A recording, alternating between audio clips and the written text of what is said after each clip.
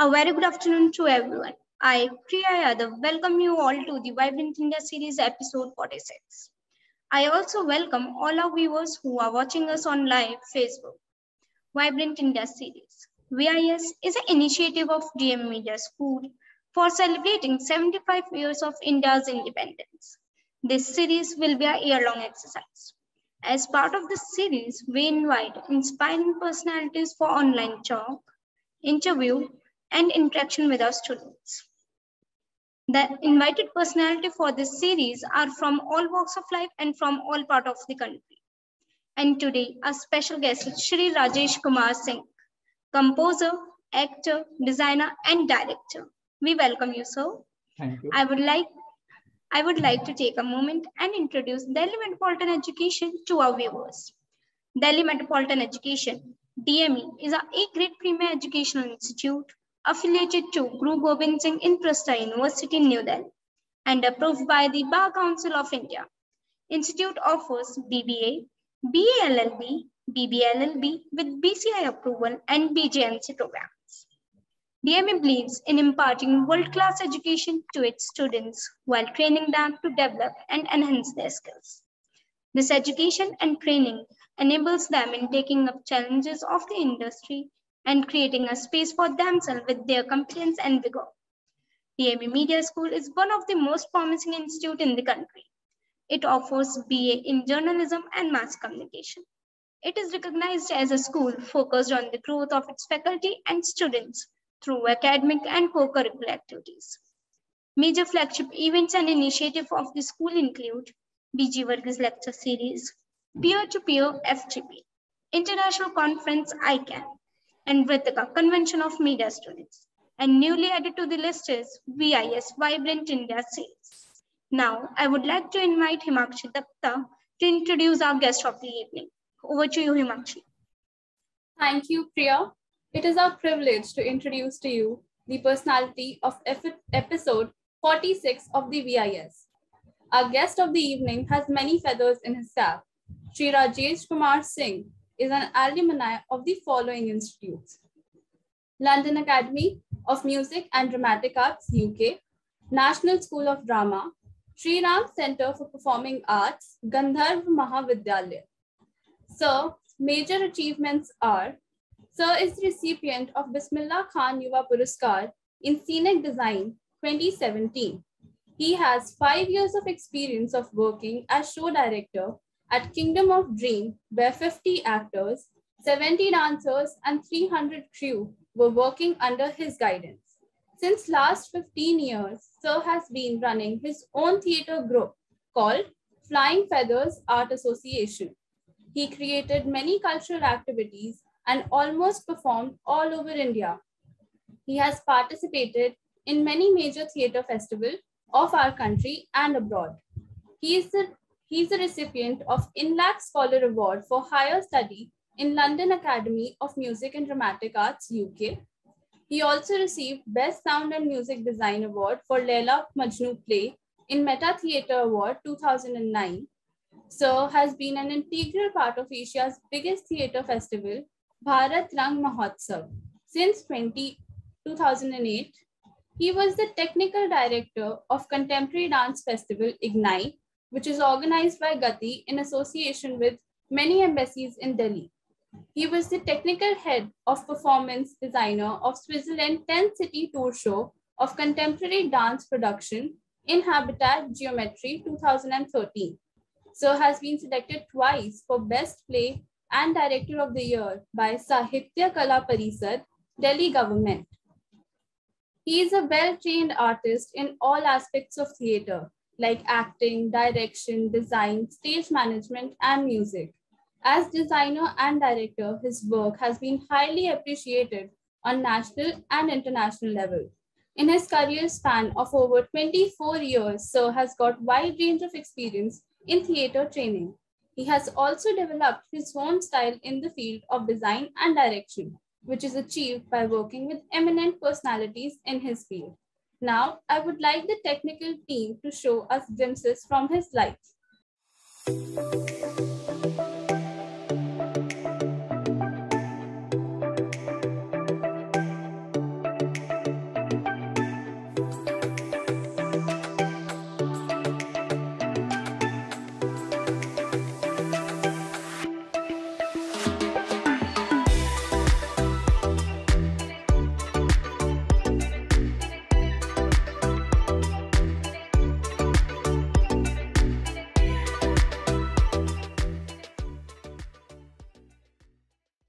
Thank you, sir, for joining us today.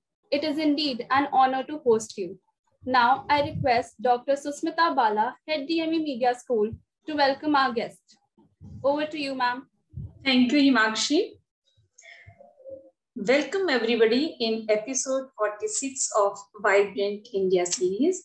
We welcome our guest, Mr. Rajesh Kumar.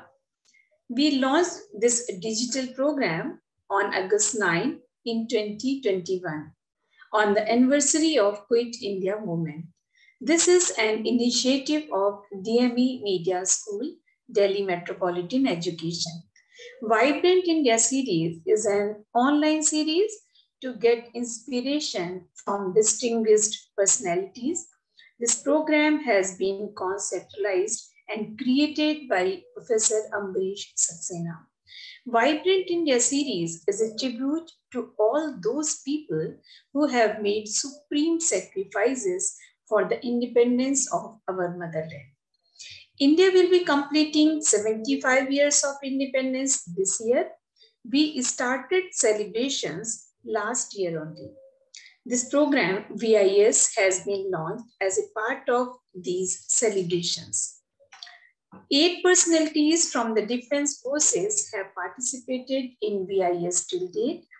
These personalities belong to the Indian Army, Air Force, and BSF. 5 personalities from the education sector comprising education planning, teaching, and research have participated in VIS. 4 personalities from the journalism, broadcasting, and entertainment sector have joined the VIS. 6 personalities from the social sector. These include Dr. Monisha Behel, Dr. Mridula Tandon, Dr. Mridula Seth, Ms. Tripti S. Shingal, Ms. Vibhala Khera, Ms. Bhavreen Kandhari, Padmashri Jitendra Singh Shanti participated in VIS. 5 personalities belong to art, theatre, and literature. These include Dr. Sachidanand Joshi, Mr. Arvind Gaur, Mr. Lakshmi Shankar Vajpayee, Mr. Aditya Arya, and Ms. Kajal Suri. 2 personalities from the field of law and human rights have graced the VIS. 13 women have participated in 45 episodes of VIS. I have already mentioned about 6 women working in a social sector, 1 in the Air Force and 1 in human rights, and 1 in theatre. I also want to make a mention of Ms. Indrani Singh, a pilot, Ms. Pallavi Fauzdar, an adventure motorcyclist, Ms. Sachi Soni, a mountaineer, and Ms. Saloni Sacheti, an entrepreneur in the Forbes list. The 3 police officers have participated in VIS. These include 2 former IPS officers. 3 senior IAS officers have also graced the VIS, Mr. Ashok Pradhan, Mr. Vimal Julka, and Mr. DJ Narayan. From the other fields, Mr. S.P. Rawal, Ms. Augustine Valet, Sufi Sayyid Azmal Nizami, Mr. Balendu Sharma have also participated in VIS. Today, in episode 46, we have with us a young, inspiring personality, Mr. Rajesh Kumar Singh, who is Chief of the Repertory Company at National School of Drama NSD. हम theatre और stage performance की बात तो करते हैं और हमारे students को थिएटर से बहुत लगाव है और जो बहुत एक्साइटेड रहते हैं थिएटर करने के लिए, और हमारे यहाँ एक सोसाइटी भी है, थिएटर सोसाइटी ताबीर, तो बहुत सारे स्टूडेंट का मन होता है कि हम कुछ ना कुछ करें। तो आज बहुत अच्छा अवसर है कि राजेश जी हमारे साथ ऑनलाइन जुड़े हैं, तो जो भी स्टूडेंट हैं उनकी क्वेरीज, कुछ उनके क्वेश्चंस होंगे, उनसे वो तो लाभान्वित होंगे ही, हम सभी लाभान्वित होंगे आपके संस्मरण से, आपके एक्सपीरियंस से। So welcome Rajesh ji in episode 46 VIS. Thank you. Thanks to all of you. Thank you. बहुत बहुत आभार सभी का। सबसे पहले तो मैं DME का आभार व्यक्त करता हूं कि उन्होंने मुझे इस लायक समझा और आज इस अपने वाइब्रेंट इंडिया सीरीज का हिस्सा बनाया और आज मुझे यहाँ आमंत्रित किया। तो मैं अमृत सक्सेना जी का, मैं सुष्मिता जी का और मैं विशाल जी का बहुत ही आभार व्यक्त करता हूँ, साथ ही आप सभी लोगों का कि आप लोगों ने मुझे इस लायक समझा कि मैं आप लोगों के साथ एक कुछ समय व्यतीत कर पाऊँ और अपने कुछ विचारों को शेयर कर पाऊँ आपके साथ। जी Rajesh ji, Himakshi, would you like to add something? I'm very grateful that he's been invited to this program. I have a lot of questions that I'd like to ask him. And thank you so much, Bala ma'am, for listing out the galaxy of experts that we have invited to all the episodes, previous episodes of VIS. I would like to hand over the program to the originator and ideator of VIS. Over to you, Amrish sir. Please take the program forward from now on. Thank you, Himakshi. So Rajesh ji, I mean, you have come to know as to what the program is about and the format. This is something different that we tried to do. We decided last year, and the whole objective was, since we are an educational institution, so our primary job in an educational institution is beyond teaching. Teaching is definitely the primary thing, but then beyond that, to provide all that kind of input and to bring to all such people, to the students who could inspire. So that was the basic idea behind. And when we are celebrating 75 years of independence, I believe as an educationist, the primary thing is that students come to know about the country, about its history, about its legacy, about different art forms, and everything about the country, so that they can feel proud of their country. And obviously, when you are listening to somebody who would have done something substantial, would have made a mark in some field, that's inspiring to everybody, not only to the students. तो सिर्फ यही नहीं है कि students हैं, बल्कि जितने teachers भी हैं, बाकी लोग जो सेशन से जुड़े हैं, सभी को अच्छा लगता है जब किसी ऐसे व्यक्ति को सुनते हैं जो उनको इंस्पायर कर पाता है। और इंस्पिरेशन की सीधी सी डेफिनेशन, जो मेरी डेफिनेशन है, वो ये है, एनीबडी जिसने कुछ अच्छा काम किया तो बाकी लोगों को भी लगता है कि मुझे भी कुछ इसी तरह का अच्छा काम करना चाहिए, जिस भी फील्ड में कोई काम कर सकता है या कर रहा है। तो इसीलिए हमने जो the personalities that we have chosen in this program, they are from all walks of life. They are from journalism to theater to films to bureaucracy to police and to social fields to NGOs, people working in children, people working in women, all kind of people have been there. So we are lucky that today we have Mr. Rajesh Kumar Singh with us. And we all know, I mean, everybody in this session, as Dr. Susmita Bala already told, that there are students who are too keen in theater and they are always active in theater. So a lot of such students have also joined this session.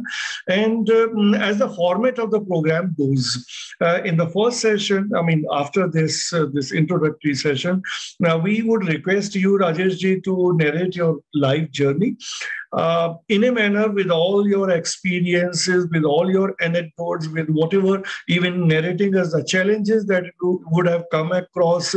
So आपने जो भी अभी तक जो भी मुकाम हासिल किया, उसके रास्ते में ऑब्वियसली किसी भी व्यक्ति के लिए आगे बढ़ने के लिए बहुत सारी चुनौतियां भी होती हैं, लेकिन महत्वपूर्ण यह है कि वो उन चुनौतियों से कैसे पार पाता है और कैसे अपना रास्ता बनाता है। तो वो इस तरह की जो भी आप चीजें बताएंगे वो हमारे स्टूडेंट्स के लिए निश्चित रूप से प्रेरणादायी होगी। तो जो इस फर्स्ट सेगमेंट में whatever you tell us about your life journey, we will be eager to listen to that, and that will be followed by some questions by me based on whatever you would have told us.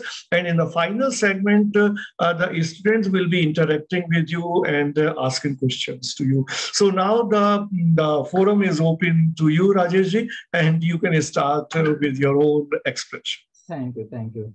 सबसे पहले तो मैं एक चीज़ ये कहना चाहूँगा कि मैं अपने विचार यहाँ पर अपनी जो भाषा है मैं हिंदी में प्रिफर करूँगा बात अपने के लिए।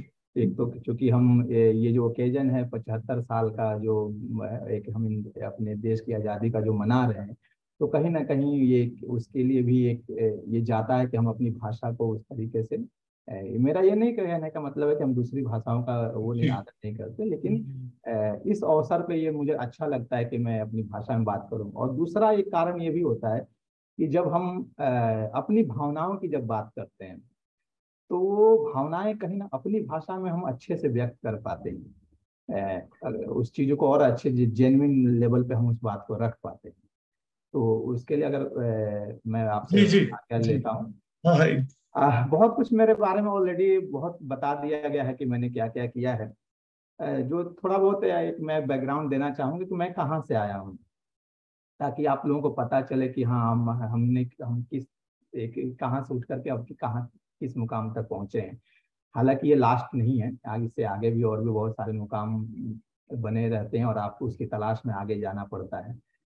मैं बिहार के पश्चिम चंपारण जिले से हूँ। खासकर आपने नाम सुना होगा जहाँ से गांधी जी सत्याग्रह आंदोलन शुरू किए थे। मैं उस इलाके से हूँ, पश्चिम चंपारण से। बेतिया जिला है और एक तरीके से बिहार नेपाल का जो बॉर्डर है, बिहार नेपाल यूपी का जो बॉर्डर है कॉर्नर, उस एरिया से हैं। एकदम से समझिए कि हम लोग बॉर्डर एरिया के पास नहीं है। हमारा मतलब गांव के बाद कोई उधर शहर नहीं है, सिर्फ छोटे छोटे गांव, उसके बाद आपका नेपाल का बॉर्डर आ जाता है।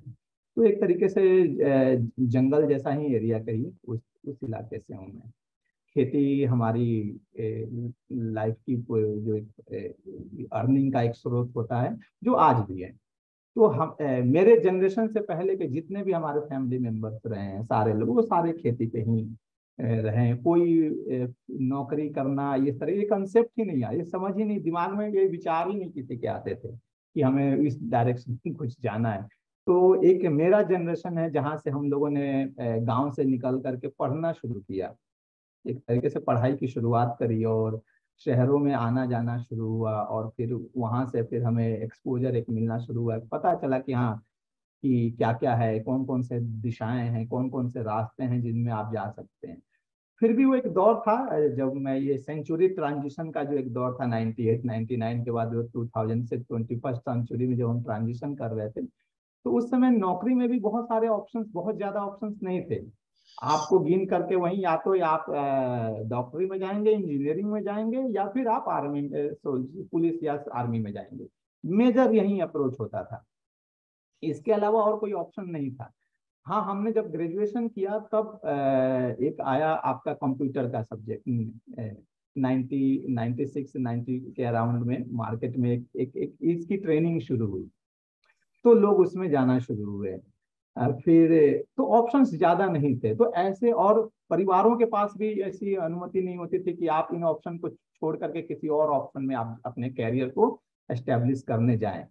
तो ऐसे माहौल से निकल करके, इस तरीके से बैकग्राउंड से आकर के मैं जब आर्ट के फील्ड में, खासकर थिएटर एंड ड्रामा जो फील्ड है, उस फील्ड में आना मेरे लिए एक बहुत बड़ा चैलेंज था, क्योंकि मुझे भी नहीं पता था कि ये फील्ड है कहाँ, क्या है ये।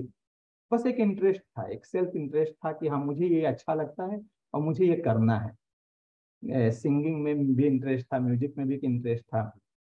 ये एक सेल्फ, पता नहीं मेरे अंदर कहाँ से, मेरे फैमिली जनरेशन में क्या, मेरे मतलब मेरे जिले में उस समय कहीं 20-25 किलोमीटर के दायरे में कोई आर्टिस्ट नहीं था। तो ये था जुनून था। तो हमने, अब मैं समझ में नहीं आता था कि मैं फैमिली को कैसे समझाऊं कि मुझे क्या करना है, मैं क्या करूंगा। मैं तो रेगुलर जो पढ़ाई होती है, आप मैट्रिक करते हैं, फिर उस समय तो +2 इंटरमीडिएट कहा जाता था। अब आजकल +2 में उसको कन्वर्ट कर दिया गया। हमारे बिहार जो बोर्ड था उसमें इंटरमीडिएट उसको कहा जाता था। तो उसके लिए आप कॉलेज जाते थे इंटरमीडिएट करने के लिए, और फिर कॉलेज से ही आप ग्रेजुएशन करते थे वहाँ पे। तो हम इसी प्रोसेस से निकल रहे कि ग्रेजुएशन कर रहे हैं और साइड में साथ में हम किसी थिएटर ग्रुप से जुड़ करके पटना जब हम आए, तो पटना में फैमिली ने पढ़ने के लिए भेजा, तो वहाँ पर मैं साइड में छुट करके एक थिएटर कंपनी से जुड़ा, वहाँ काम करना, वहाँ से एक इंटरेस्ट बनना शुरू हुआ। जब ग्रेजुएशन ऑलमोस्ट कंप्लीट होने वाला था 96 के राउंड में, 96-97 के राउंड में, तो मेरे कजन ब्रदर थे, तो वो कंप्यूटर के जो NIIT नीट पर उस समय आई थी कंपनी ट्रेनिंग देने के लिए, तो ऑलमोस्ट उसके पहले बैच से उन्होंने दिल्ली में ट्रेनिंग लिया था। तो उनको लगा कि मैं कुछ कंप्यूटर में मुझे जाना चाहिए, और उनको एक हेल्प के तौर पे मुझे वो ट्रेनिंग देने के लिए दिल्ली लेकर के आए मुझे। अब मैं जब दिल्ली आया तो बेसिकली मेरा टारगेट था कि मुझे कंप्यूटर की ट्रेनिंग लेनी है। तो इसके लिए मैं टाइपिंग सीखने लगा, ये सारी चीजें करने लगा। और इसी दौरान मैं दिल्ली घूमता था। मैं बसों में बैठ कर, उस समय 5 रुपए का किराया होता था मैक्सिमम, तो मैं बस में बैठ जाता था, एक बस में 5 रुपए की टिकट ले लेता था और मैं बस के इस छोर से लास्ट के छोर तक मैं ऑब्जर्व करते हुए जाता था। उस दौरान मैं हफ्ते 10 दिन केवल बसों में घूमा, दिल्ली को, पूरी दिल्ली को देखा। उसी दौरान से मुझे कुछ ये आर्ट के सेंटर दिख गए उस घूमने के दौरान। तो मेरे मन में एक उत्सुकता जगी कि मुझे यहाँ जाना चाहिए, यहाँ पता करना चाहिए। तो वहां से एक इंस्टीट्यूट का मैंने पता किया और वहां धीरे धीरे फिर उनके साथ जुड़ाव हो गया। और जुड़ने के बाद वो जो जो जिस काम का करने के लिए मैं दिल्ली आया था कंप्यूटर सीखने के लिए, वो छूटता चला गया और मैं म्यूजिक और थिएटर के फील्ड में इंडल्ज होता चला गया, उसमें उस दिशा में आगे बढ़ता चला गया। धीरे धीरे आप जब किसी दिशा में लगते हैं और आप उस तरफ जब फोकस्ड होते हैं तो आपको रास्ते धीरे धीरे मिलने लगते हैं। लेकिन उसके लिए ये है कि आपको उधर लगना पड़ेगा, आपको उस दिशा में जाना पड़ेगा। क्वेश्चन आते हैं, क्वेश्चन आएंगे, आपके भी मन में आएंगे कि क्या होगा क्या नहीं, लेकिन वो बाद के लिए है। अभी जो आज मुझे जो करना है वो आज मुझे करना है, ये इस पे मैं बिलीव करता रहा और मुझे आज ये काम करना है। इसी उद्देश्य को लेकर के मैं हर दिन अपना कि, और मैं रात को ये सोचता था कि मैंने आज का दिन कैसे व्यतीत किया, आज मैंने क्या अचीव किया, शाम तक मुझे अगले दिन क्या करना है। इस टारगेट को लेकर के मैं थ्रू आउट चलता रहा। और इस दौरान मैं श्री राम सेंटर से मैंने आर्ट की ट्रेनिंग ली, दिल्ली में गंधर्व महाविद्यालय से म्यूजिक की ट्रेनिंग ली। और ये सब ट्रेनिंग करने के बाद मैं धीरे धीरे पढ़ाई एक तरीके से प्रोफेशनल स्तर पे काम करने लगा, मुझे कुछ पैसे मिलने लगे उस काम के बदले। लेकिन एक समय के बाद लगा कि नहीं, कुछ है जो मुझे रोक रहा है, मुझे और सीखने की जरूरत है। मैं उस समय दिल्ली गवर्नमेंट के, मैं एक रेपेट्री कंपनी होती थी, मैं उसमें बतौर आर्टिस्ट काम करता था, मुझे बकायदा उसके लिए पेमेंट मिलता था। फिर भी मुझे लगा कि नहीं, ये पर्याप्त नहीं है, इतना मुझे फिर कुछ और सीखने की जरूरत है। तो वो प्रोफेशनल काम छोड़ करके रेपेट्री का फिर से मैं स्टूडेंट के रूप में राष्ट्रीय नाट्य विद्यालय में मेरा चयन हुआ और 2003 और 6 से मैं राष्ट्रीय नाट्य विद्यालय में बतौर स्टूडेंट ज्वाइन किया। क्योंकि आप लोग को जानते हो राष्ट्रीय नाट्य विद्यालय एक रेसिडेंशियल कोर्स है 3 साल का, तो हमें सब कुछ छोड़ करके यहीं रहना पड़ता है और 3 साल आप उस ट्रेनिंग को करते हैं। तो मैं बाकायदा अपना काम छोड़ करके बतौर स्टूडेंट में राष्ट्रीय नाट्य विद्यालय ज्वाइन किया और 2006 में मैं यहाँ से डिजाइन एंड टेक्निक्स में स्पेशलाइजेशन लेकर के पास आउट हुआ। पास आउट होने के बाद फिर मैं प्रोफेशनल काम करने लगा, एक बड़े दायरे में और काम मिलने लगा मुझे, मैं अर्निंग मेरी होने लगी इसी फील्ड से। लेकिन 2.5 साल काम करने के बाद फिर मुझे लगा कि नहीं, कुछ है जो रोक रहा है मुझे, कुछ है जो रोक रहा है मुझे। तो फिर मैंने उसके लिए कोशिश करना शुरू किया और मुझे कुछ अपने टीचर्स ने इंस्पायर किए उस दौरान, उन लोगों ने मुझे मोटिवेट किया। तो मैंने इनलैक्स स्कॉलरशिप एक है जो इंडिया में अलग अलग हर सब्जेक्ट के पढ़ाई के लिए वो देते हैं ये स्कॉलरशिप। तो वो आर्ट के लिए नहीं देते थे, LLB, ग्राफिक्स, ऐसे बहुत, हिस्ट्री ऑनर्स, ये सारे बहुत सारे सब्जेक्ट्स थे जिसके लिए वो स्कॉलरशिप देते थे। मैं मतलब मेरे ख्याल से मैं सेकंड स्टूडेंट था जो उसको आर्ट के लिए उनको अप्लाई किया। अब यहाँ पे आता है जो मेजर, जो मेरी लाइफ की घटना है। ये मैं बात बता रहा हूँ 2008 की। मैं बिहार से एजुकेशन लेकर के आया हूँ। 2006 तक मैं आपको बता दूं मुझे इंग्लिश नहीं आती थी, बिल्कुल नहीं आती थी। तो मैं सच में, हम लोग जिस बैकग्राउंड से पढ़े थे तो हिंदी में तो अच्छे थे, लेकिन इंग्लिश मतलब एक सुनते ही हम लोग के एक अंदर एक जो धड़क शुरू हो जाती थी। तो और मैं NSD में रहा, NSD में बाहर के टीचर्स भी पढ़ाने आते थे, विदेशों से टीचर्स आते थे पढ़ाने। तो वहां पर मैं क्या करता था कि मैं उनसे बेधड़क टूटी फूटी जो भी भाषा मुझे आती थी इंग्लिश में, उनसे बात करता था बिना हेजिटेशन, एज मैं एक परफॉर्मेंस की तरह लेता था उनसे कि मैं परफॉर्म कर रहा हूँ, मैं किसी भी भाषा में जो अपनी बात उनसे कम्युनिकेट करनी। वहां से मैंने एक तरीके से इंग्लिश बोलने की शुरुआत करी। तो वो एक कॉन्फिडेंस था कि मैं बोल लूंगा, ये मैं हेजिटेशन नहीं करता था कि मुझे नहीं आती है। अंदर से पता था कि नहीं आती है, मैं बाहर से ये दिखाने की कोशिश करता था कि हाँ मुझे इंग्लिश आती है, मैं जैसा हूँ कॉन्फिडेंस के साथ हूँ। लेकिन जब मैं इनलैक्स स्कॉलरशिप के लिए अप्लाई किया, और जैसा कि आपको मालूम होगा कि ये स्कॉलरशिप एक फॉरेन इंडियन NRI का है जो फ्रांस में रहते हैं और वो चलाते हैं ये। तो उस इंटरव्यू में ऑलमोस्ट जो पैनल बैठती हैं उसमें अधिकांशतः लोग फॉरेन के भी एक्सपर्ट्स होते हैं और इंडिया के भी अलग अलग क्षेत्रों से एक एक्सपर्ट्स उसमें बैठते हैं। उस इंटरव्यू का प्राइमरी लेवल था उसमें तो इंडियन जजेस थे, तो वो मैंने क्रॉस कर लिया। सेकेंड लेवल पे जब मुझे पता चला, फाइनल डे जब मैं इंटरव्यू देने पहुंचा IISc इंडिया गेट, तो मुझे पता चला कि इंटरव्यू पैनल में 8 लोग फॉरेन से बैठे हुए हैं और 8 लोग इंडियन पैनल इंडियन के हैं। अब आपको बात पूरी वहाँ इंग्लिश में रखनी है। अब पैनल में जितने भी फाइनलिस्ट बैठे हुए थे वहां पे इंटरव्यू देने के लिए, वो सारे लोग सब्जेक्ट की तैयारी में लगे हुए हैं कि अपने सब्जेक्ट कैसे मैं उनके सामने प्रेजेंट कर पाऊंगा, जिस सब्जेक्ट के लिए वो स्कॉलरशिप के लिए अप्लाई कर रहे हैं। और मैं सब्जेक्ट की तैयारी नहीं कर रहा हूँ, मैं माइंड में ये सोच रहा हूँ कि यार मैं इंग्लिश में बोलूंगा कैसे, मुझे इंटरव्यू में सारा कुछ इंग्लिश में बोलना है। मैं बस दिमाग में ये सोच रहा हूँ। एक सडन मोमेंट पे मैंने सोचा कि मैं तो थिएटर फील्ड से हूँ ना, मैं ऐसा मानता हूँ कि मुझे अंदर जाकर के एक परफॉर्मेंस देनी है। मैं इंटरव्यू नहीं देने जा रहा हूँ, मैं एक परफॉर्मेंस करने जा रहा हूँ। चूंकि मैं थिएटर फील्ड से था, ट्रेंड था, तो परफॉर्मेंस पे कमांड तो थी।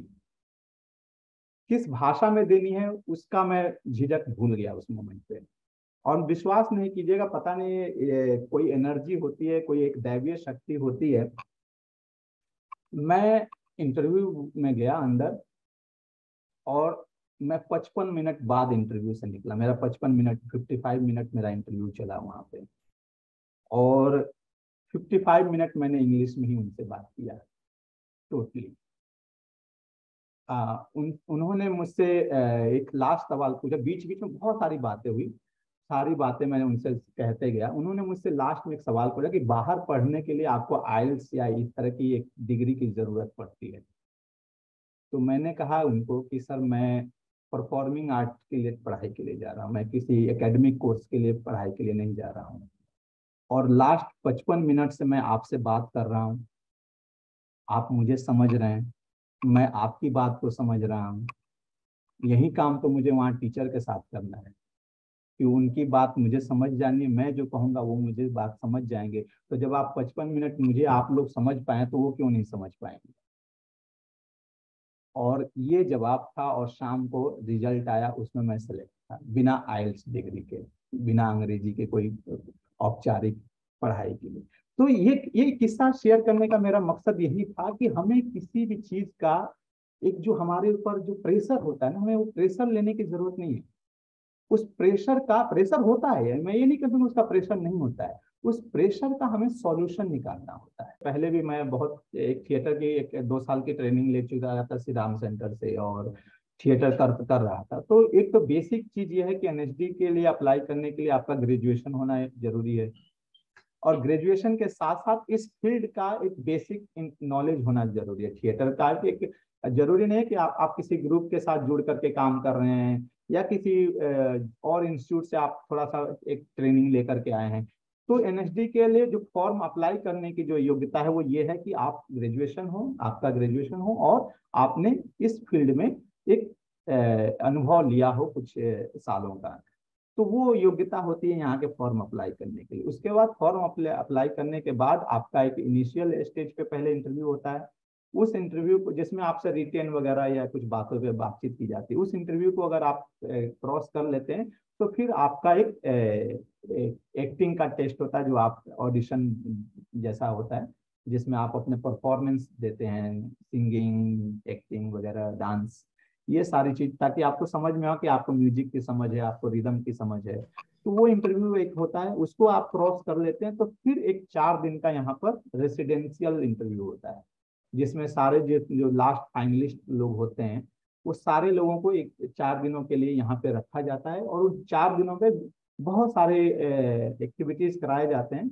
उस एक्टिविटीज के बाद 4 दिनों के बाद उसमें से फाइनल सिलेक्शन होता है। जब हम स्टूडेंट्स थे उस समय ऑल ओवर इंडिया से 20 स्टूडेंट सिलेक्ट किए जाते थे हर साल, और आजकल वो संख्या बढ़ा करके 26 कर दी गई है, क्योंकि बाद में राज्यों की भी संख्या जो बढ़ती चली गई, तो वो राज्यों की संख्या बढ़ने से, क्योंकि ऑलमोस्ट ये कोशिश होती है कि हर राज्य का एक स्टूडेंट रिप्रेजेंटेटिव हो, ये ध्यान रखा जाता है सिलेक्शन NSD में। और चूंकि ये फुल स्कॉलरशिप बेस्ड कोर्स है, तो रेसिडेंशियल कोर्स है, तो आपको यहीं पे रहना पड़ता है, और सारी जो खर्चे हैं वो इंस्टीट्यूट की तरफ से उठाए जाते हैं। तो वो आपको सारी जी, और उसमें जैसे इस तरह का भी अलग से स्पेशलाइजेशन है कि डायरेक्शन का, एक्टिंग का? जी, वो उसमें जैसे फर्स्ट ईयर में आप आते हैं तो एक तरीके से कोलैबोरेटिव कोर्स होता है, 3 साल का कोर्स है ये। तो फर्स्ट ईयर एक तरीके से कोलैबोरेटिव कोर्स होता है सभी के लिए। सेकेंड ईयर से आप या तो डिजाइनिंग चूज कर सकते हैं, या डायरेक्शन में जा सकते हैं, या एक्टिंग में जा सकते हैं। ये 3 स्पेशलाइजेशन अभी एनएसडी में चलाया जा रहा है। हम जब पढ़ते थे उस समय 2 स्पेशलाइजेशन होते थे। उस समय एक एक्टिंग होता था और एक होता था डिजाइन एंड थिएटर टेक्निक्स, जिसमें आप टेक्निकल एक्सपर्ट्स को सीखते थे। आजकल पिछले कुछ सालों से इसको 3 सब्जेक्ट में डिवाइड कर दिया गया, डिजाइन, डायरेक्शन एंड एक्टिंग। तो तो ये आपका ऑप्शन होते आपका चूंकि, जी राजेश जी, आपका चूंकि डिजाइन में आपने किया, तो लेकिन तब से लेके अब तक आपने आई बिलीव काफी डाइवर्सिफाई किया होगा अपने आप को। तो आदमी किस तरह से अगर एक स्पेशलाइजेशन भी करे तो किस तरह से वो अपनी ग्रोथ कर सकता है, किन किन एरियाज में डाइवर्सिफाई कर सकता है, किस तरह की संभावनाएं हैं थिएटर में?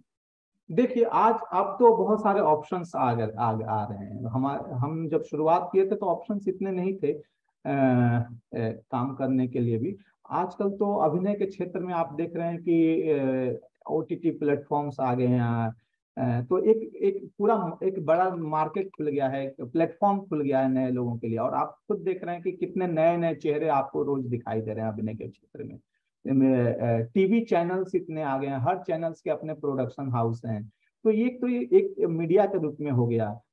दूसरा, थिएटर में भी अब बहुत डाइवर्सिटी आ गया है। लोग अब बहुत ज्यादा जागरूक हो गए हैं इन सारे आर्ट फॉर्म्स को लेकर के, डांस को भी लेकर के, थिएटर को लेकर के। पहले फैमिली इतनी अवेयर नहीं होती थी, और फैमिली का सपोर्ट भी इतना नहीं होता था जितना आज है लोगों को लेकर के। इसमें बहुत सारे कारण हैं। तो और दूसरा, अभी जैसे कि आप सब लोग जानते हैं कि अभी जो नई शिक्षा नीति लागू हो रही है, उसमें बकायदा इस क्षेत्र को एक सब्जेक्ट के रूप में इंट्रोड्यूस किया जा रहा है। और सीबीएसई के तरफ से और यूनिवर्सिटी की तरफ, यूजीसी के तहत भी इस सब्जेक्ट को बकायदा पढ़ाने की, इसमें डिग्री आपको उपलब्ध कराई जा रही है। अभी फिलहाल बहुत सारे यूनिवर्सिटीज हैं जो इसमें कोर्सेस उन्होंने शुरू कर दिए हैं। और बहुत सारे यूनिवर्सिटीज ऐसे खुल रहे हैं जो इन वोकेशनल, जो पहले हम इसको वोकेशनल सब्जेक्ट बोला जाता था, लेकिन आजकल ये मेन कोर्स के रूप में ऐसे बहुत सारे यूनिवर्सिटीज ओपन हो गए हैं, जहां से आप बकायदा आपको ग्रेजुएशन करना है तो आप म्यूजिक में कर सकते हैं ग्रेजुएशन, आपको थिएटर सब्जेक्ट में ग्रेजुएशन कर सकते हैं। तो ये इसका फायदा ये हुआ कि आप अपने इंटरेस्ट के फील्ड में पढ़ाई कर रहे हैं, और साथ साथ आपको जो डिग्री मिल रही है तो उसका एक वैल्यू है, जो हमारे समय में नहीं था। हम एक एकेडमिक एजुकेशन अलग लेना पड़ता था, और फिर आप वोकेशनल ट्रेनिंग के लिए अलग एक आप कोर्स करते थे। तो ये एक अभी मौजूदा समय का परिदृश्य है जो बहुत ही अच्छा है, और एक वाइडर एस्पेक्ट ओपन कर रहा है स्टूडेंट के लिए। राजेश जी, एक जो डिबेट है वो हमेशा से रही है। आपने या किसी ने भी एनएसडी से कोर्स किया, बीएनए से कोर्स किया, किसी रंग मंडल को ज्वाइन किया, प्रोफेशनल थिएटर किया, बट एक समय के बाद सबको लगता है कि वो पहले छोटा पर्दा था, अब बड़ा पर्दा। छोटा पर्दा मतलब ओटीटी वेब सीरीज है या फिल्में हैं। तो जो एक्टिंग में इंटरेस्टेड लोग हैं वो थिएटर छोड़ के सारे, जैसा आपने भी अभी जिक्र किया, सब फिल्मों की तरफ रुख करते थे या वेब सीरीज की तरफ अब रुख कर रहे हैं। और लेकिन कुछ लोगों का ये मानना है कि ये ठीक नहीं है, थिएटर है तो फिर थिएटर ही करना चाहिए अगर थिएटर से शुरुआत की है। तो ये जो दुविधा की स्थिति होती है, या जो एक क्लैश ऑफ थॉट होता है थिएटर वर्सेस फिल्म, आप इसके बारे में क्या सोचते हैं? देखिए, ये मैं हर चीज के लिए ओपन रहता हूँ। माध्यम है ये सारे, आपके अपनी विचारों को रखने के लिए माध्यम है। अब आप जैसे आज ये हम जूम से मीटिंग कर रहे हैं ना, आप अपने घर पे बैठे हुए, अपने यूनिवर्सिटी में बैठे हुए, मैं अपनी जगह वर्किंग स्पेस में बैठा हुआ हूँ। तो ये एक पॉसिबिलिटीज है ना ये। तो ये पॉसिबिलिटीज के लिए हमें ओपन रहना चाहिए। तो ऐसे ही एक्टिंग के फील्ड में अभिनय अभिनय होता है, वो माध्यम भले बदल जाता है। अभी आप अपने एक और माध्यम का आउटरीच अलग अलग है। सिनेमा एक बार बन जाता है तो वो एक डॉक्यूमेंटेशन हो गया, और वो हमेशा के लिए रह जाता है, और वो पूरे एक साथ पूरे वर्ल्ड वाइड आप उसको दर्शकों तक पहुंच सकते हैं, अपनी अपनी बात को रख सकते हैं, एज एन एक्टर आप पहुंच सकते हैं। थिएटर में ये लिमिटेशंस है। थिएटर एक लाइव आर्ट है, वो एक समय में आप एक ही जगह पे हो सकते हैं, वो भी लिमिटेड ऑडियंस के लिए ही हो सकते हैं। तो हर माध्यम की अपनी संभावनाएं हैं, अपनी लिमिटेशन है, अपनी पॉसिबिलिटीज है। उसको हम कॉन्ट्राडिक्शन के रूप में नहीं ले सकते, वो उसकी खूबी है उस माध्यम की। और माध्यम में आप बतौर डायरेक्टर, बतौर अभिनेता किसी भी माध्यम में अगर अच्छा काम करना चाहते हैं तो वो उसके लिए खुला रहना चाहिए। वो आपको एक नया एक्सपीरियंस ही देता है। जैसे आजकल ऑनलाइन टीचिंग का एक अलग ही क्रेज चल रहा है, और आप घर बैठे आप विदेशों के टीचर से पढ़ रहे हैं, आप देश में ही अपने अलग, क्या होता है कि एक अच्छा टीचर कहीं बैठा हुआ है, वो जरूरी नहीं है कि हर जगह जा पाए, लेकिन ये माध्यम ही है जो उसको हर जगह पहुंचा दे रहा है। और एक गांव में बैठा है, सुदूर प्रांत में बैठा हुआ है भी स्टूडेंट, उसकी उसकी उससे कुछ लाभान्वित हो पा रहा है, उससे जुड़ पा रहा है। तो यही है इस माध्यम का। मैं इस कॉन्ट्राडिक्शन में बिलीव नहीं करता हूँ। हाँ, मैं इसमें जरूर कहता हूँ कि अच्छा काम करें। आप किसी भी माध्यम में जाएं तो काम की क्वालिटी को जरूर आप देखें। जी, एक हमेशा ये बात कही जाती है, पहले तो काफी हद तक थी, आज कितना सही है मैं आपसे जानना चाहूंगा कि नॉर्मली माना जाता है कि थिएटर में आजीविका की संभावना नहीं होती, तो बहुत सारे लोग ऐसे हैं जो एमेच्योर थिएटर में जाते हैं, अपनी रोजी रोटी कहीं और से कमाते हैं और अपनी दिली ख्वाहिश पूरी करने के लिए, अपना इंटरेस्ट पूरा करने के लिए एमेच्योर थिएटर करते हैं। तो आपको क्या लगता है कि अगर यंगर जनरेशन थिएटर में जाती है तो क्या उसके लिए ब्रेड एंड बटर की पॉसिबिलिटी है, या उसको एमेच्योर थिएटर ही करना चाहिए और बाकी कुछ और करना चाहिए? देखिए, सबसे पहले तो आप जिस भी फील्ड को चूज कर रहे हैं, आप उस फील्ड, वो फील्ड डिमांड क्या करता है, पहले उसको समझने की जरूरत है। आप उस फील्ड से क्या डिमांड कर रहे हैं, आपकी प्रायोरिटी ये नहीं होनी चाहिए। सबसे पहली प्रायोरिटी ये होनी चाहिए कि वो फील्ड आपसे क्या डिमांड कर रहा है। जब आप उस फील्ड की डिमांड को फुलफिल करने लगेंगे ना, तो फिर वो फील्ड आपकी डिमांड को फुलफिल करने लगेगा। अगर हम इस बात में रहें कि नहीं मुझे इस फील्ड से ये अचीव करना है, मुझे इस फील्ड से ब्रेड एंड बटर अचीव करना, नहीं, पहला टारगेट ये होना चाहिए कि मुझसे ये फील्ड कितनी मेहनत मांग रहा है, मुझसे ये फील्ड कितनी शिद्दत मांग रहा है, कितनी ईमानदारी मांग रहा है। जब वो आप करने लगेंगे ना, तो ब्रेड बटर अपने आप वो फील्ड देने लगेगा। इसका एग्जाम्पल मैं आपके सामने बैठा हूँ। मैं पिछले 25 सालों से थिएटर कर रहा हूँ, और सिर्फ थिएटर कर रहा हूँ। मैं मीडिया का एक काम भी नहीं किया हूँ, और मैं अपने जीविकोपार्जन कंप्लीट रूप से, हाँ, मैं ये भी साथ में कहूंगा कि ये इतना आसान नहीं है। ये इतना आसान, क्योंकि परफॉर्मिंग आर्ट इतना आसान नहीं है कि आप आए और तुरंत आप कुछ अचीव करने। ये समय की मांग करता है, ये आपके पेशेंस की मांग करता है, लेकिन ऐसा नहीं है कि आप इसमें सरवाइव नहीं कर सकते, लेकिन उसके काबिल सरवाइव करने के लिए उस लायक आपको उस काबिल बनना पड़ेगा। जी, राजेश जी, बहुत सारी रिपेटरीज हैं, दिल्ली में भी है, मेरे ख्याल में अन्य शहरों में भी होंगी। तो ये जितनी भी रिपेटरीज है, तो उसमें एनएसडी रिपेटरी किस तरह से अलग है, और ये किस तरह से जो रिपेटरी कंपनी का जो सिस्टम है वो किस तरह से आर्टिस्ट के लिए फायदेमंद है? देखिए, रिपेटरी कंपनी जैसे कि एक तरह का थिएटर के जो स्टूडेंट्स हैं, थिएटर करने वाले लोग हैं, उनको एक प्रोफेशनल प्लेटफॉर्म प्रोवाइड करता है। कोई भी रेपेटरी कंपनी जो होती है वो उसका एक प्रोफेशनल प्लेटफॉर्म प्रोवाइड करता है, जहां पर वो लोग बतौर अपने काम को एक इकोनॉमिकल प्रेशर तो होता है, तो वो इकोनॉमिकल सपोर्ट उनको करता है। इस काम के बदले उनको एक मंथली सैलरी दी जाती है, और वो वहां पर उसी काम को कर रहे होते तो जिसको करने के लिए वो आए हुए हैं। तो ये बेसिक रेपेटरी का तो फंक्शन ये है। अब रहा सवाल कि एनएसडी रेपेटरी कंपनी क्या है, क्योंकि ये सेंट्रल गवर्नमेंट की अपनी एक संस्था है, और इसका एक इंस्टीट्यूट विंग भी है, ट्रेनिंग विंग भी है, और इसका एक रेपेटरी कंपनी है जो, तो ये और अपना एक प्रॉपर इंफ्रास्ट्रक्चर है। बाकी देश की और भी बहुत सारी रेपेटरीज कंपनी है जिनका अपना एक स्ट्रक्चर, लेकिन एक बड़े लेवल पे है, इसके पास अपने संसाधन है। तो ये है कि हाँ, यहाँ पर ये बेसिक लेवल पे ये ध्यान दिया जाता है कि हमारे काम की एक गुणवत्ता हो, उसकी एक नेशनल अपील हो, उसकी एक वैल्यू हो, क्योंकि हम कहीं ना कहीं हम एक अपने देश को रिप्रेजेंट कर रहे हैं इस रेपेटरी के माध्यम से। तो वो सारी बातों का ध्यान रखा जाता है। तो उस लेवल पे जो आर्टिस्ट यहाँ सेलेक्ट भी किए जाते हैं, तो उनका एक लेवल, परफॉर्मेंस लेवल, उनकी अप्रोच, वर्किंग अप्रोच भी एक हाई लेवल की अपेक्षा रखी जाती है। तो आगे जो स्टूडेंट्स हैं, जो भी इस फील्ड में आना चाहते हैं, वो एक अच्छा प्लेटफॉर्म है कि आप हाँ कहीं से ट्रेनिंग लेकर के आ रहे हैं, आप अपने आप को ग्रूम कर रहे हैं। तो ऐसे बहुत सारे रेपेटरीज कंपनी है, जिसमें national school of drama repertory company है, जहाँ पे आप बतौर प्रोफेशनल आर्टिस्ट एक प्लेटफॉर्म है जहाँ पे आप काम करते हैं, सालों काम करते हैं, और थिएटर चूंकि रोज प्रैक्टिस का माध्यम है, प्रैक्टिस का माध्यम, तो आप रेगुलर जब प्रैक्टिस करते हैं तो आप अपने आप को कहीं ना कहीं और बेहतर बनाने की दिशा में बढ़ रहे होते हैं।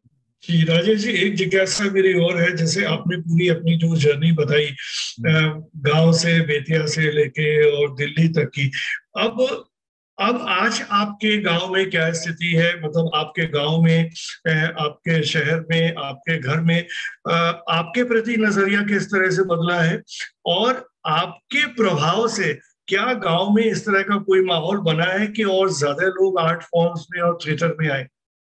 हाँ देखिए, ये जरूर है कि गांव में कुछ गांव में बहुत सारी चीजें बदलाव आई हैं, लेकिन कुछ जगहों में अभी भी वो धीरे धीरे वो चीजें चेंजेज आने की दिशा में अग्रसर हैं। मेरे यहाँ इस फील्ड में आने के बाद और यहाँ तक पहुंचने के बाद ये एक भरोसा लोगों का बढ़ा है कि हाँ, इस फील्ड में भी कुछ किया जा सकता है। ये भी एक क्षेत्र है जहाँ पर बतौर कैरियर हम अपनी चीजों को एक्सप्लोर कर सकते हैं। तो ये एक भरोसा तो बढ़ता ही है, मेरे आसपास के लोगों का भी बढ़ा है, और बहुत सारे लोग हैं जो मुझसे कंसल्ट करते रहते हैं कि मुझे ये सीखना है, मुझे वो सीखना है। तो कहीं ना कहीं उनका एक मैं रेफरेंस पॉइंट बन गया हूँ कि वो उन लोगों के लिए भी कि हाँ देखो, वो भी तो गए थे, वो उन्होंने भी तो किया है। तो वो एक रेफरेंस पॉइंट अपने आप में एक बहुत बड़ी बात होती है, रिस्पॉन्सिबिलिटी भी हो जाती है आपके लिए। तो ये है कि बदलाव आया। जी राजेश जी, बहुत सारे स्टूडेंट्स हैं जैसा आपको पता है, तो वो जो वेट कर रहे हैं अपनी बारी का, तो इस जो लोग भी सवाल पूछना चाहते हैं, कृपया अपना कैमरे पे आए, कैमरा ऑन करें और अपना सवाल पूछें।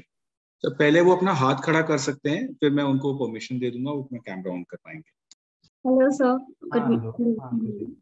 So my question is, how the theater direction can be translated into film direction? What is the difference or similarity? Please give some examples. देखो, मैंने जैसा कि बताया कि मीडियम का फर्क होता है, ठीक है। Theatre is a live medium and film is like a recorded medium, जिसमें आप एक चीजों को एक बार में अप्रोच करते हो। तो वर्किंग स्टाइल भी दोनों का फील्ड का अलग अलग है पूरा, क्योंकि वो बहुत सारी चीजों पर डिपेंड करता है। फिल्म में का कॉस्टिंग बजट अलग तरीके से बनता है, थिएटर का एक प्रोसेस अलग तरीके से बनता है, तो वर्किंग स्टाइल पूरा बदल जाता है। थिएटर में आप कहीं ना कहीं आप तैयारी के साथ तो आते हैं, लेकिन बहुत सारी चीजें रिहर्सल में एक्सप्लोर कर रहे होते हैं। एक लंबा समय आप रिहर्सल में गुजारते हैं अभिनेताओं के साथ, और उस मोमेंट पे चीजों को एक्सप्लोर कर रहे होते हैं। फिल्म मीडियम में डायरेक्शन में डायरेक्टर के पास इतना टाइम नहीं होता है कि वो आपको एक्टर क्योंकि इतना समय देगा आपके साथ। हाँ, पुराने समय में ऐसे होते थे जो डायरेक्टर जो अभिनेता के साथ एक लंबा समय काम करते थे। आज वो समय नहीं रहा, अभिनेता आपको लिमिटेड समय देता है और उसी समय में आपको अभिनेता को एक गाइड करना होता है डायरेक्शन में।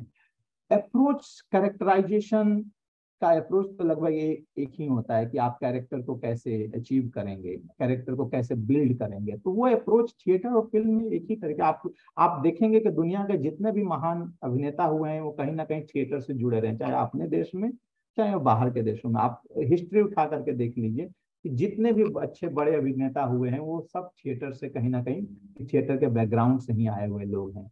तो ये प्रोसेस कहीं ना कहीं आपको उसी दिशा में लीड कर रहा होता है।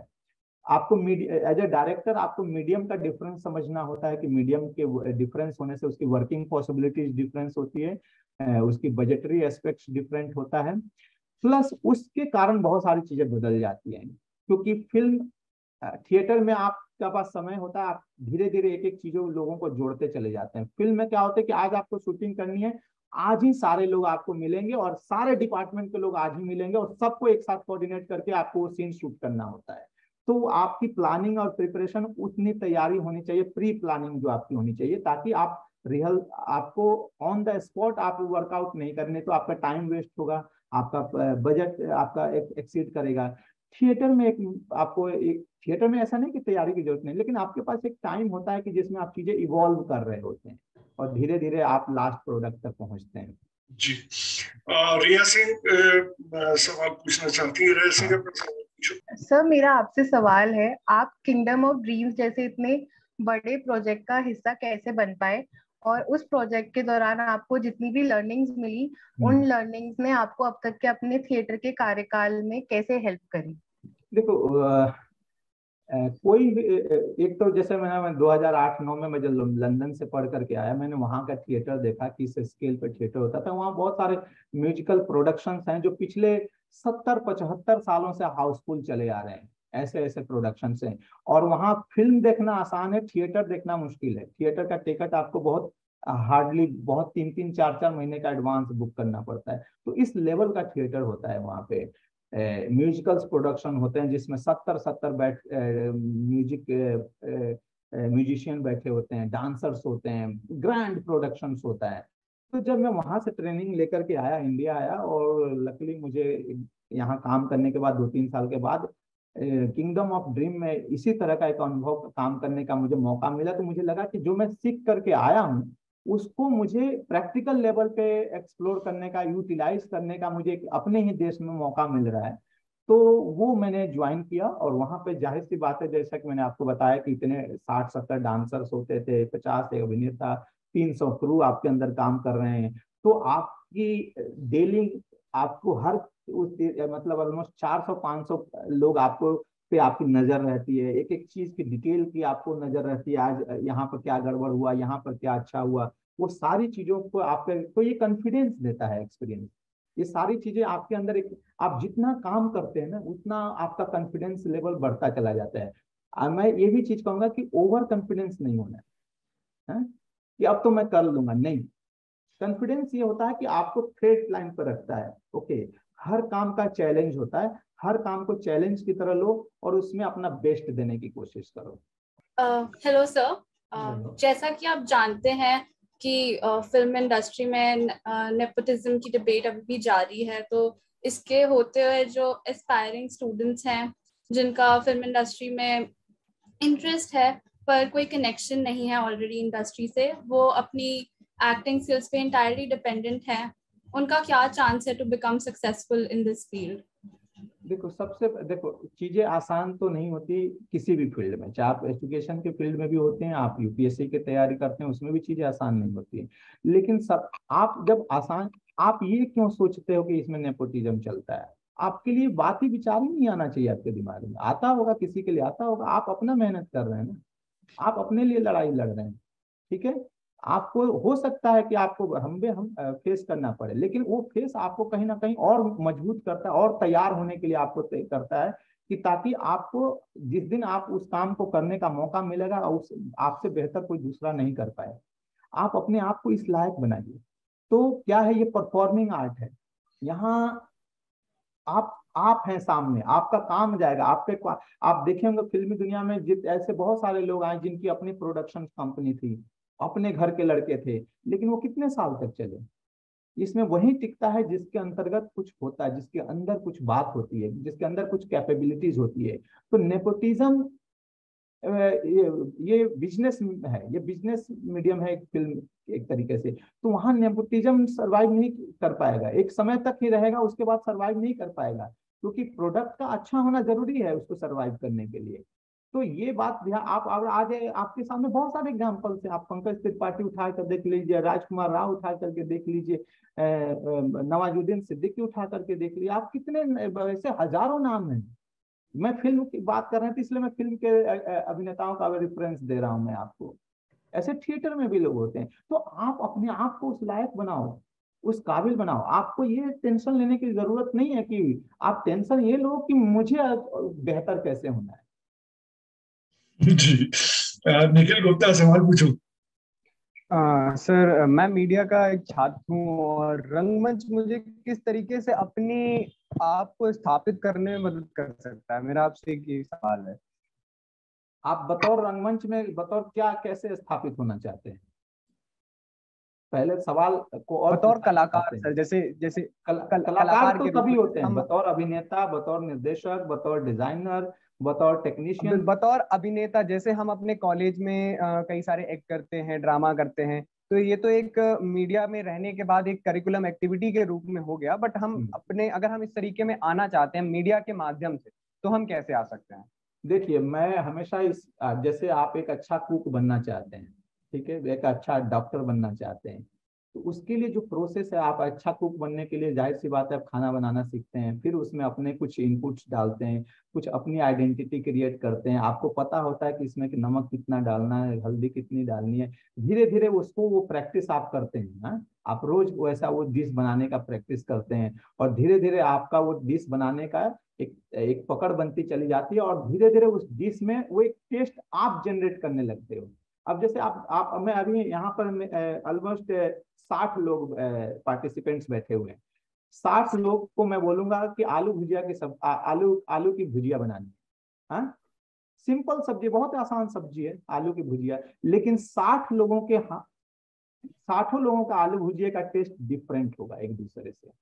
सब्जी वही है, आलू है, वही मस्टर्ड ऑयल डलनी है, वही नमक डलनी है, लेकिन हर व्यक्ति का वो जो कितना तेल की मात्रा किसने कितनी डाली, नमक की मात्रा किसने कितनी डाली, ये वही है जो उसको डिफर कर देती है, उसके टेस्ट को डिफर कर देती है। तो यही अभिनय में लागू होता है कि आप रास्ते पे गए, आपने मेहनत कितनी करी, किस तरीके से मेहनत करी, आपने किन के साथ मेहनत सीखा, किन से सीखा, क्या क्या सीखा, और कितना प्रैक्टिस किया, और किस तरह से प्रैक्टिस किया, ये सारी चीजें हैं जो आपको अपने मंजिल तक पहुंचाएगी। तो इसमें हमेशा आप सिलेक्टिव रहिए, अच्छा ऑप्शन चूज कीजिए, ये जो दिख रहा है वही दिख रहा है, इस धारणा से बाहर निकलिए। ये तो ये एक कमर्शियल चीज है, पॉपुलर अप्रोच है कि जो दिख रहा है वही दिख रहा है, नहीं, जो नहीं दिखता है वो लंबा दिखता है, ये समझिए। बहुत ही अच्छा जवाब दिया राजेश जी। मुझे लगता है कि शायद कुछ समझ बड़ी होगी निखिल की भी और भी जो स्टूडेंट्स हैं इस तरह के। सो आज के इस सेशन का अंतिम सवाल, जैसे रूही आप अपना सवाल पूछे। सर मैं ये पूछना चाहूंगा कि बहुत सारे यंगस्टर्स ऐसे हैं जो ग्रेजुएशन में आके थिएटर करना चाहते हैं और कई तो इसके बाद भी स्टार्ट करते हैं। सो बहुत सारे ग्रुप्स मार्केट में लाइक अवेलेबल हैं, तो समझ नहीं आता, लाइक बच्चे कंफ्यूज हो जाते हैं कि कौन सा ग्रुप चुने प्रोफेशनली थिएटर परस्यू करने के लिए। सो आप कुछ टिप देना चाहेंगे कि इनमें मतलब कैसे कर सकते हैं हम चूज? देखो, ये तो अब मैं ये तो नहीं जानता हूँ कि आप कहाँ से हैं और आपका एरिया कौन सा, वहाँ कौन कौन से ग्रुप काम कर रहे हैं। सीधी सी बात है, देखो एक बेसिक, आप जब ग्रुप से जुड़ेंगे, आपको वहाँ का माहौल, आपको वहाँ का काम करने का डेली रूटीन जब आप आपको खुद समझ में आ जाएगा कि हम यहाँ पर हमारी ट्रेनिंग सही जा रही है, या ये तो बेसिक इंस्टिंक्ट, ह्यूमन इंस्टिंक्ट होता ही है इतना है कि अब जब जाएंगे, आपके समय का कितना यूटिलाइजेशन वहाँ पे हो पा रहा है, आप कितना क्या कर पा रहे हैं वहाँ पर, तो उससे आपको पता चल जाएगा कि यहाँ पर मैं सही जगह पे आया हूँ कि नहीं आया हूँ। तो ये हर आदमी के अंतर्गत होता है। आप जैसे किसी भी इंस्टीट्यूट में जुड़ते हैं तो आप समझ में आ जाता है ना कि 1 महीने के बाद। लेकिन हाँ, एक ये भी चीज देखिएगा,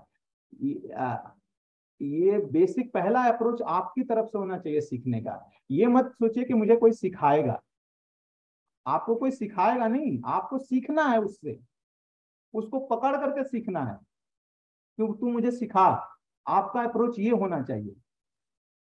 ठीक है, तो वो अपने आप सिखाएगा। इस फील्ड में ये कभी, किसी भी फील्ड में मैं आपको एज ए स्टूडेंट बोलूंगा कि आपका अप्रोच ये होना चाहिए कि आप कहीं जा रहे हैं सीखने के लिए तो उससे सीखिए, उसको पकड़ करके सीखिए, उसके साथ उसको मतलब 24 घंटे उसको पकड़े रहिए उससे।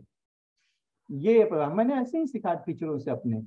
आज भी मैं मेरे टीचर्स आते हैं, बोलते हैं कि अरे तुम तो अभी यहाँ पहुंच गए, नहीं, मैं उनके लिए आज भी स्टूडेंट हूँ, मैं उसके लिए आज भी मैं आप देख रहे हैं मैं जिस कुर्सी पे बैठा हूँ ये एक चेयर है, लेकिन जब से मैं ज्वाइन किया मेरे कम से कम 50 टीचर इस रूम में आए हैं। जब वो टीचर इस रूम में आते हैं तो मैं इस चेयर पे नहीं बैठता हूँ उनके सामने, इस चेयर से मैं उठ जाता हूँ। उन टीचरों के सामने मैं ये चेयर को मैं, ये मेरे लिए पदवी है, लेकिन उन टीचरों के सामने मैं उनका स्टूडेंट हूँ।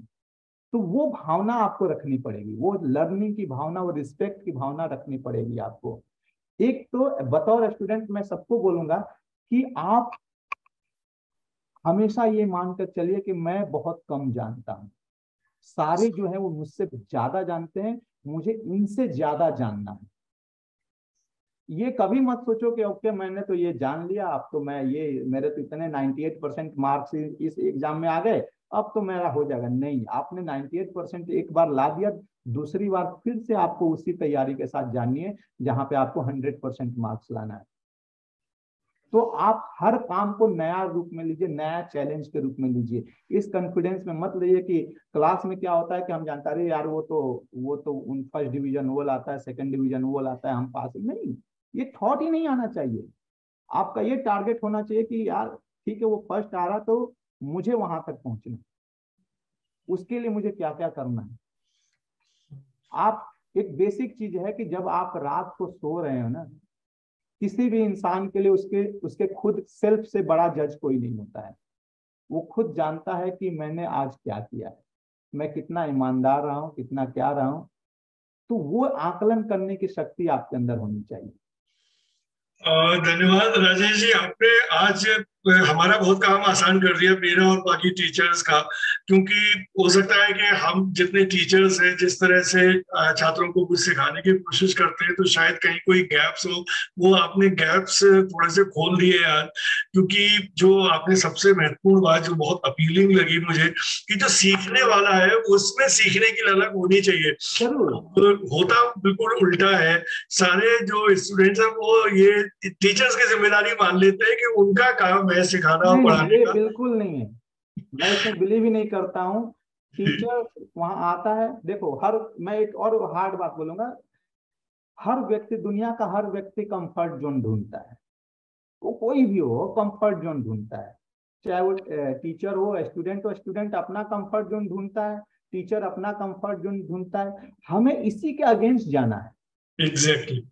एग्जैक्टली कि हमें टीचर को कंफर्ट जोन में रहने ही नहीं देना है, in a positive way, not in a negative way. बिल्कुल सही कंस्ट्रक्टिव वे में। हाँ बिल्कुल सही। मैं तो बहुत स्ट्रांगली बिलीव करता हूँ, और मतलब अक्षरशः आपके और मेरे विचार यहाँ पे मिलते हैं। मैं तो हमेशा स्टूडेंट से यही कहता हूँ कि टीचर को हमेशा चैलेंज करना चाहिए। जब आप टीचर को चैलेंज, अगेन वही पॉजिटिव सेंस में, जब आप चैलेंज करेंगे तो टीचर भी तैयारी के साथ आपको पढ़ाएगा। तो लेकिन जब दोनों कंफर्ट जोन में आ जाएंगे तो हमारा लर्निंग का प्रोसेस, सीखने सिखाने का प्रोसेस ही रुक जाएगा। तो बहुत ही अच्छी बात आपने कही। और अभी जो आपने कहा कि जो कंसिस्टेंसी की बात की, which is again very important, क्योंकि एक बार आपको कोई एक अचीवमेंट मिल गया तो उससे खुश होकर नहीं बैठना है, निरंतर प्रयास करना है, आगे बढ़ना है। और आगे ना भी बढ़े तो जहां हैं आप वहां तक तो आपको रुके रहना है। तो कंसिस्टेंटली बहुत एफर्ट्स आपको करने पड़ेंगे। जो आपने अभी कहा आत्मविश्लेषण की बात, एक आपको इंट्रोस्पेक्शन करना होगा कि जो मैंने किया, क्या ठीक किया, क्या और करने की जरूरत है। तो ये जो सेल्फ इंट्रोस्पेक्शन है, मतलब अपने को आत्मविश्लेषण की जो प्रवृत्ति है उसको भी पैदा करने की जरूरत है। और मैं समराइज करूं आपने जो कहा तो उसके हिसाब से आपने जो कहा कि ईमानदारी बहुत जरूरी है आपके काम में, और कंसिस्टेंसी बहुत जरूरी है, और लक्ष्य की क्लैरिटी बहुत जरूरी है। जैसे आपने जो अर्जुन की आग का, मछली की आग का उदाहरण दिया, तो आपको अपना लक्ष्य पता होना चाहिए और उस लक्ष्य को अचीव करने के लिए निरंतर प्रयास करने की जरूरत है। और आपने जो अपना जो स्टोरी नरेट की, which had so many connotations in that, कि जो हमारा वीक पॉइंट भी है उससे हमें घबराना नहीं है, उसको ओवरकम करना है। चाहे वो भाषा की बात हो या, और ये मीडिया में भी उतना ही लागू होता है, चाहे वो आप जर्नलिस्ट हैं या किसी भी टीवी चैनल, न्यूज चैनल में काम कर रहे हैं, अखबार में काम कर रहे हैं, तो लैंग्वेज निश्चित रूप से जरूरी है। लेकिन लैंग्वेज आपका कहीं हैंडीकैप नहीं बनना चाहिए। और जितनी भी भाषाएं आप सीख ले कम है, लेकिन उससे ऐसी किसी चीज को ओवरकम करना है, उससे घबराना नहीं है। और आपकी तो पूरी लाइफ जिस तरह से हमने इतनी देर में सुना और समझा, वो एक तरह से खुला हुआ दस्तावेज है कि किस तरह से आदमी नीचे से ऊपर तक अपनी मेहनत से, अपने लगन से और अपनी हिम्मत से आगे बढ़ सकता है। तो यही हम सबके लिए बहुत ही प्रेरणा की बात है। और मैं समझता हूं कि हम सारे ही लोग बहुत इंस्पायर्ड फील कर रहे हैं आपके इस सेशन के बाद। आपने इतना टाइम दिया और इतनी अच्छी अच्छी बातें हमें बताई, इसके लिए आपका बहुत बहुत धन्यवाद।